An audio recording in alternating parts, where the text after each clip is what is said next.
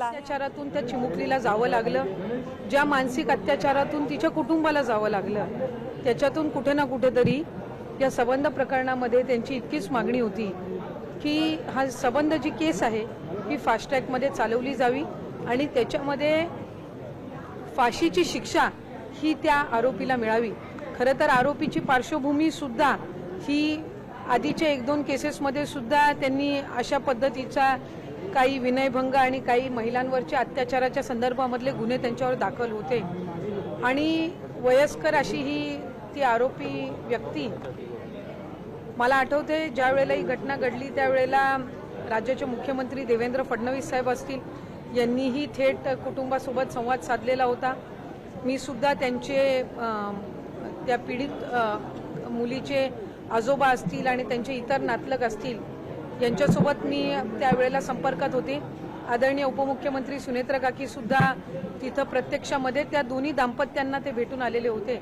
आणि कुठे ना कुठेतरी आपल्या सगळ्यांनाच असं वाटायचं की कठोरातली कठोर शिक्षा ही न्यायालयाने त्या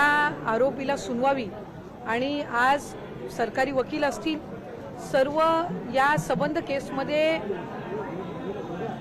असणारी शासकीय यंत्रणा असेल, पोलीस यंत्रणा असेल, यांनी सुद्धा त्याच्यामध्ये जे काही पुरावे असतील, जी काही कठोर शिक्षा मिळण्याच्या दृष्टिकोनातून पूर्तता असतील या सगळ्या केल्या। सरकारी वकिलांनी सुद्धा ठाम बाजू धरून या केसला एक खऱ्या अर्थानं बेंचमार्क म्हणून त्या ठिकाणी धरावं अशी त्यांनी सुद्धा न्यायाधीशांकडे त्या ठिकाणी सरकारच्या वतीने किंवा पीडित कुटुंबाच्या वतीने त्या ठिकाणी मागणी केली। आणि मी खऱ्या अर्थानं आज एक नागरिक म्हणून किंवा एक स्त्री म्हणून एक म्हणजे त्या चिमुकलीचे प्राण तर आपण गमावलेलेच आहेत आणि ज्या अत्याचारातून ती गेली आहे याची तर कुठं तुलनाही नाही होऊ शकत, पण आज तिला आणि तिच्या कुटुंबाला हा न्यायालयाने जो न्याय दिलेला आहे या संदर्भामध्ये आम्हाला सगळ्यांनाच कुठे ना कुठेतरी एक